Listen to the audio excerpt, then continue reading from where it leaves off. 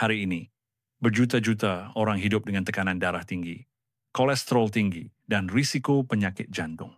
Ramai yang beranggapan punca utamanya adalah kolesterol atau peningkatan usia. Tetapi itu hanyalah sebahagian kecil daripada masalah.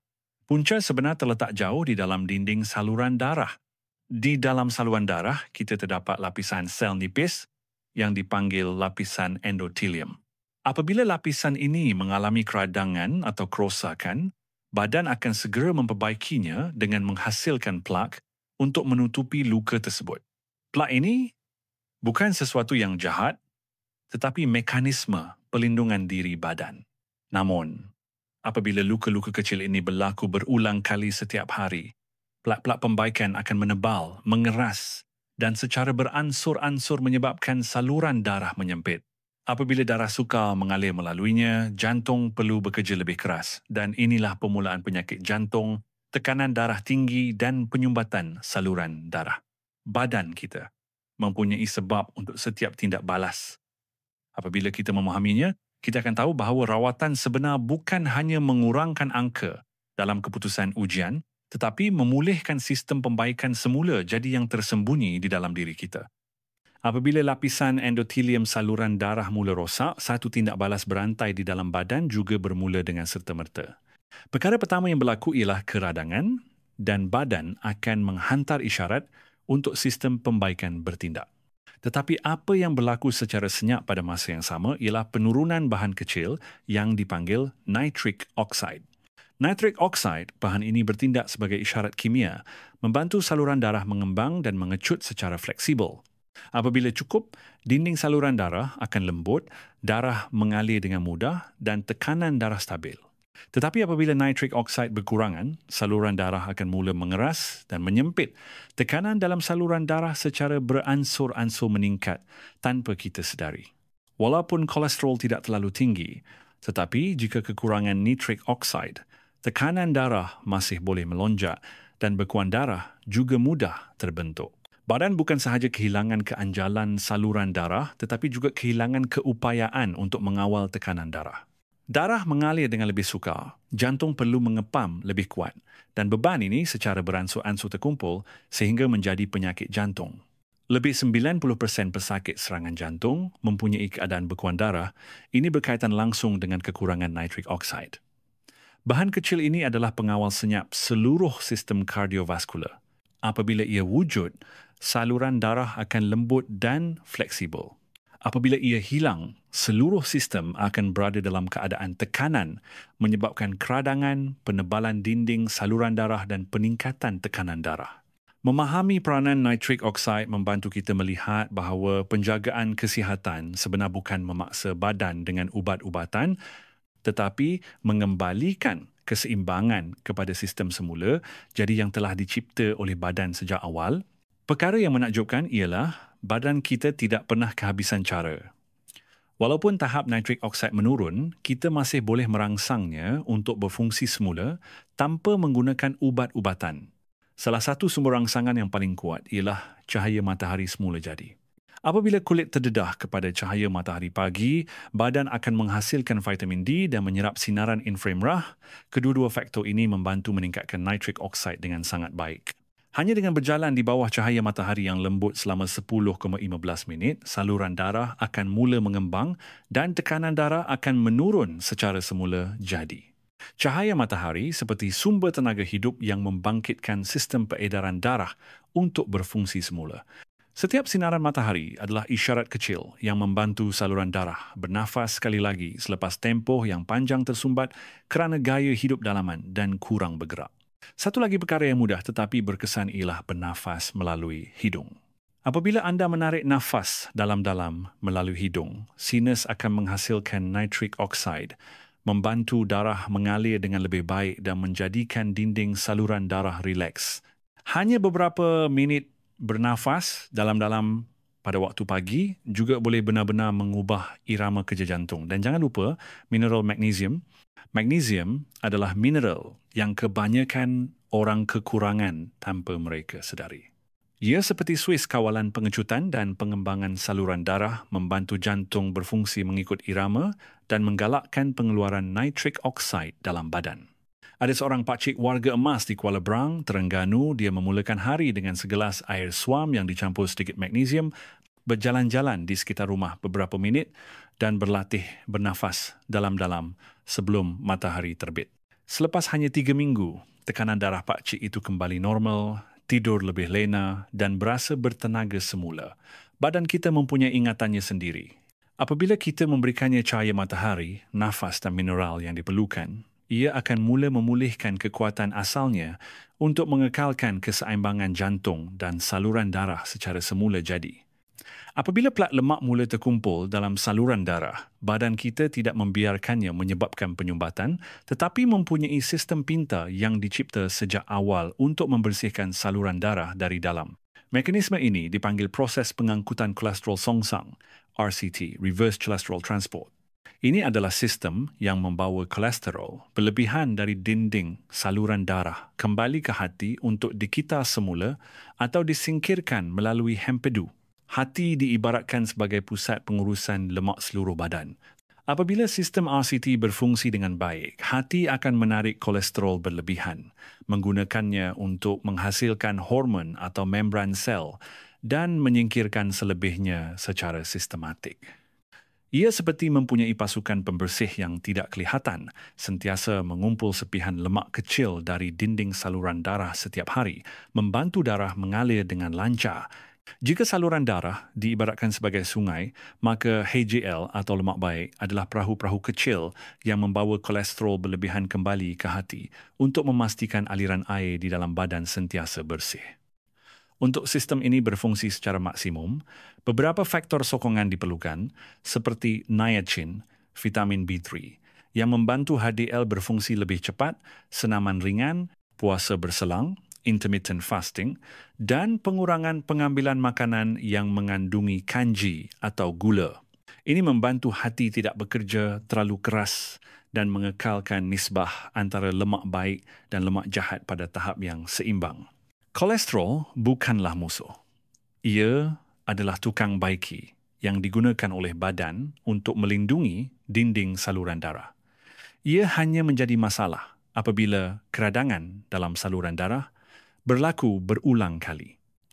Tetapi apabila badan kembali ke keadaan seimbang, sistem RCT akan mula berfungsi secara automatik, perlahan-lahan melarutkan dan mengangkut kolesterol berlebihan keluar. Oleh itu, kita tidak perlu melawan kolesterol, tetapi hanya perlu mengembalikan kekuatan kepada sistem semula jadi yang telah dicipta oleh badan.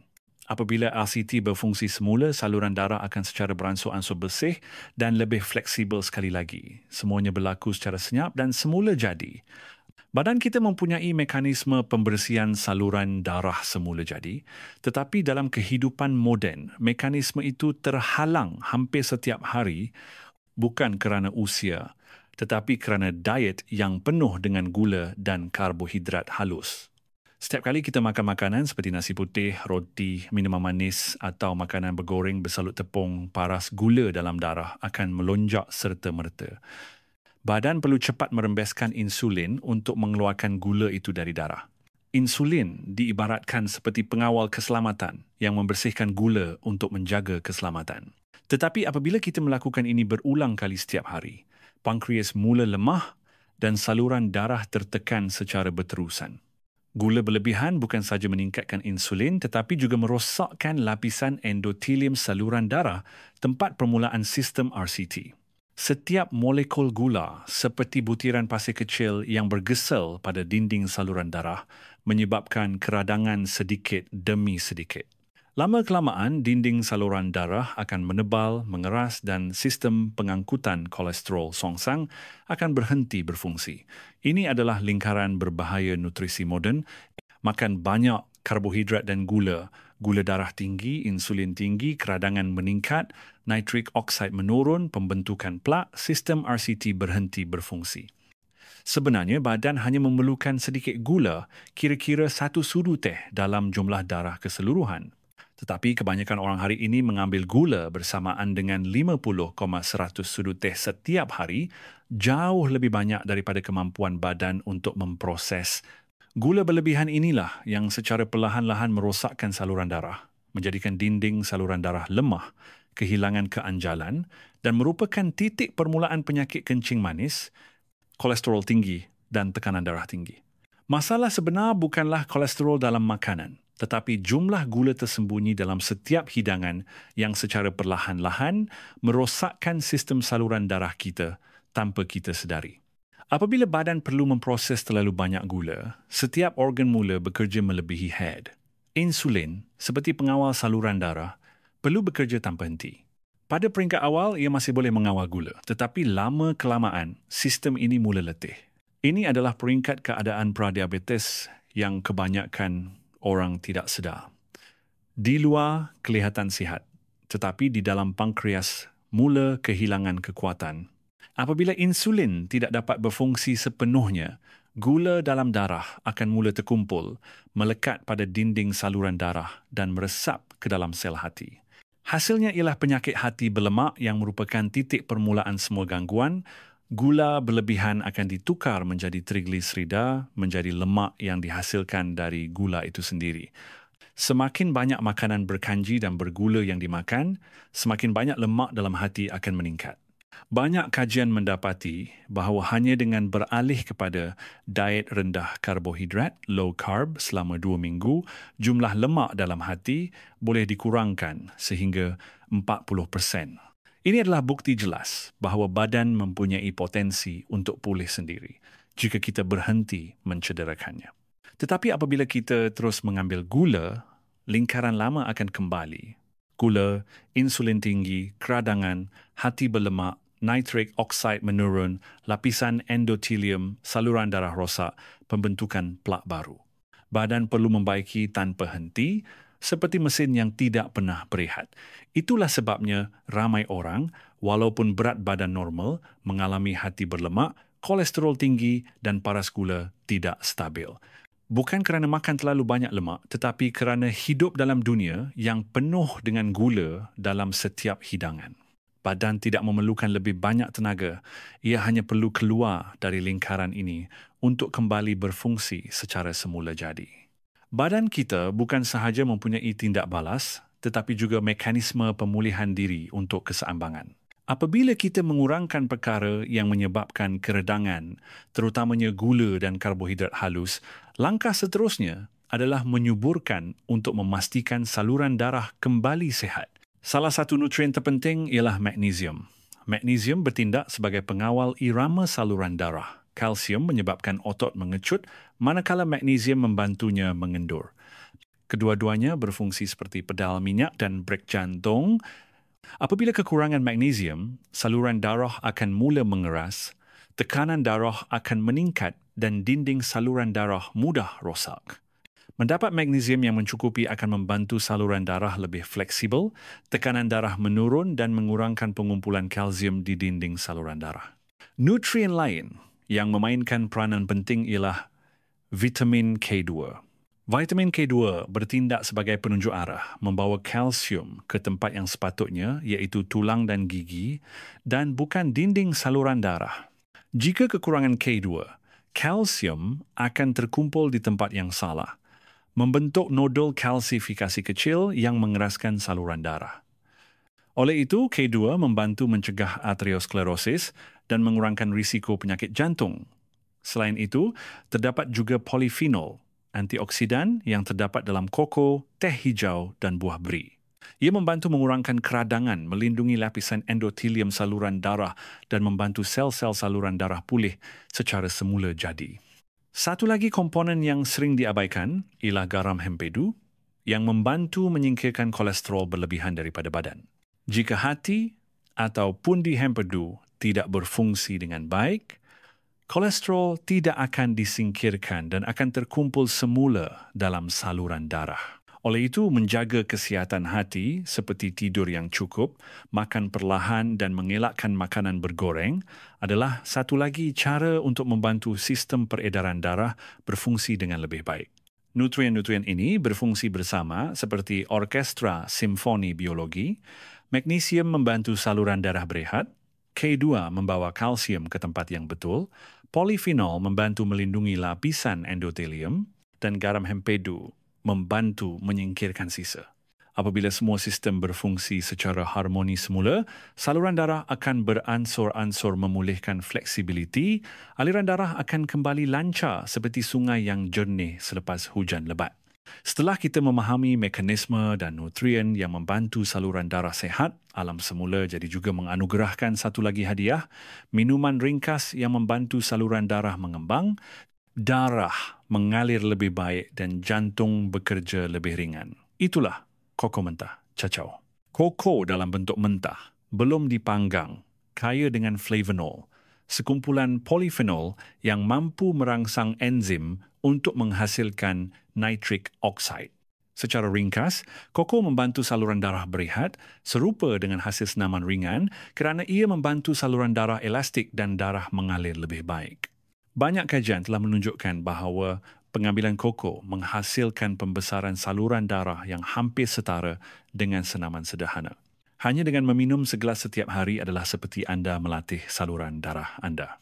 Jika anda ingin meningkatkan keberkesanan, anda boleh mencampurkannya dengan serbuk ubi bit kerana ubi bit mengandungi nitrat semula jadi yang akan ditukar terus oleh badan menjadi nitric oxide.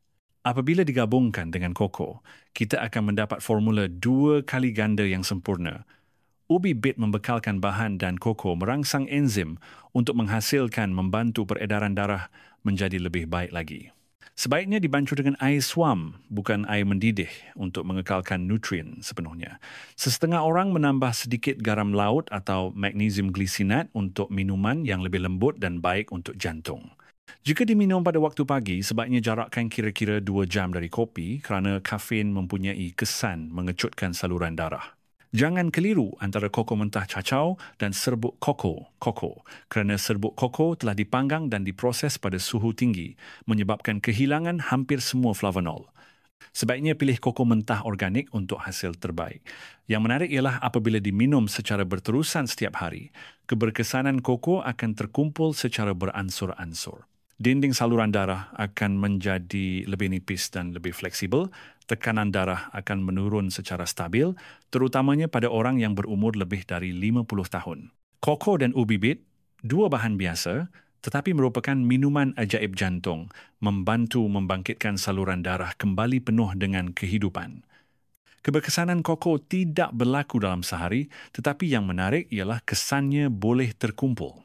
Apabila diminum secara kerap, flavonol dalam koko akan membantu saluran darah secara beransur-ansur memulihkan keanjalan. Badan akan mula mengingat cara menghasilkan nitric oxide sendiri tanpa bergantung kepada rangsangan luaran. Satu kajian terhadap sekumpulan orang berumur 50-80 tahun menunjukkan selepas minum koko mentah setiap hari hanya dalam 14 hari, ketebalan dinding saluran darah telah menurun ke tahap yang hampir sama dengan orang yang 20 tahun lebih muda. Ini bukan keajaiban, tetapi pemulihan semula jadi badan yang sememangnya sudah ada, tetapi dilupakan kerana gaya hidup moden. Koko juga membawa banyak manfaat selain daripada penjagaan kardiovaskular. Ia membantu meningkatkan peredaran darah ke otak, meningkatkan daya ingatan dan tumpuan, membantu kulit lebih cerah dan mengandungi theobromine yang membantu mencipta perasaan rileks. Untuk hasil terbaik, perlu memberi perhatian kepada cara membancuh dan masa minum. Gunakan air suam tidak melebihi 80 darjah Celsius kerana suhu tinggi akan memusnahkan flavonol. Anda boleh menambah sedikit garam laut atau serbuk magnesium untuk menyesuaikan rasa. Jika diminum pada waktu pagi, sebaiknya jarakkan sekurang-kurangnya 2 jam dari kopi kerana kafein mempunyai kesan mengecutkan saluran darah. Sesetengah orang suka mencampur koko dengan serbuk ubi bit untuk meningkatkan rasa manis semula jadi dan meningkatkan pengeluaran nitric oxide. Hanya dengan segelas setiap hari pada waktu pagi atau selepas makan tengah hari adalah seperti ritual kecil untuk menjaga saluran darah. Yang paling penting ialah konsistensi. Badan bertindak balas kepada kesinambungan, bukan kuantiti. Minum segelas kecil setiap hari lebih baik daripada minum banyak kemudian berhenti. Apabila anda melakukannya secara konsisten, sistem peredaran darah akan secara beransur-ansur pulih dan jantung akan berdegup lebih ringan secara ketara. Itu adalah tanda bahawa saluran darah anda telah mula hidup semula. Koko bukan sahaja baik untuk jantung.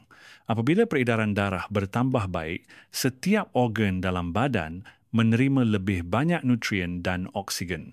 Inilah sebabnya mengapa orang yang kerap minum koko mentah sering merasakan perubahan di seluruh badan, bukan sahaja tekanan darah yang lebih baik, tetapi juga mental, tidur dan kesihatan kulit. Otak adalah bahagian yang paling jelas mendapat manfaat. Koko membantu meningkatkan peredaran darah ke otak, membantu sel-sel saraf menerima oksigen dan nutrien yang mencukupi. Apabila kapilari di dalam otak mengembang, otak akan berfungsi dengan lebih cekap, ingatan dan tumpuan lebih baik. Satu kajian menunjukkan bahawa warga emas yang kerap minum koko mempunyai keupayaan mengingat dan bertindak balas setara dengan orang yang berpuluh-puluh tahun lebih muda. Kulit juga menerima kesan yang sama. Apabila darah mengalir dengan baik, kulit akan menerima lebih banyak oksigen dan antioksidan. Flavanol dalam koko membantu mengurangkan kerosakan akibat cahaya matahari, meningkatkan keanjalan kulit dan melambatkan proses penuaan. Ramai orang mendapati kulit kelihatan lebih licin dan cerah selepas minum koko secara berterusan, bukan kerana koko adalah kosmetik, tetapi kerana badan mula memulihkan diri dari dalam. Koko juga mempengaruhi hormon dan mood. Theobromine dan phenylethylamine dalam koko membantu merangsang sistem saraf secara perlahan, memberikan perasaan terjaga tetapi tidak gelisah seperti kafein. Ramai orang berasa lebih tenang, lebih mudah tidur dan bangun dengan segar selepas minum koko secara kerap. Selain itu, peredaran darah yang lebih baik juga membantu hujung jari dan kaki menjadi hangat, mengurangkan gejala kebas pada warga emas kerana darah dapat mengalir ke setiap bahagian badan dengan lebih baik. Oleh itu, koko bukan sahaja minuman jantung, tetapi tenaga yang membantu seluruh badan kembali ke irama kehidupan yang seimbang. Irama aliran darah yang lembut, nafas yang damai, dan jantung yang bekerja secara senyap dalam keseimbangan semula jadi. Badan kita mempunyai keupayaan untuk pulih sendiri dengan menakjubkan jika kita memberinya masa dan keadaan yang sesuai. Menyesuaikan diet, menambah mineral, atau bahkan hanya menarik nafas dalam-dalam dan berjemur di bawah matahari pagi. Semuanya membantu nitric oxide berfungsi semula. Saluran darah menjadi lebih fleksibel dan jantung berdegup dengan lebih damai. Koko mentah dan ubi bit hanyalah hadiah kecil dari alam semula jadi. Mereka bukan ubat, tetapi mereka membangkitkan mekanisme yang sudah ada dalam badan, mekanisme yang sering kita lupakan dalam kehidupan yang serba pantas. Meminum segelas koko pada waktu pagi mungkin lebih daripada sekadar minuman.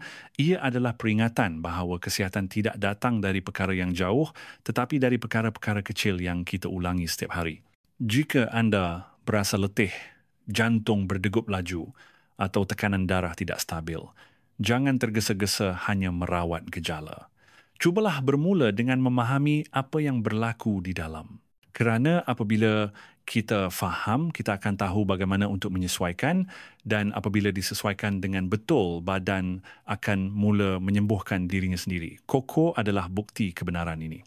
Ia tidak memberikan hasil serta-merta, tetapi ia perlahan-lahan menyesuaikan irama dalam badan kembali seimbang, membantu jantung bekerja dengan ringan, otak cerdas dan badan berasa lega dari dalam.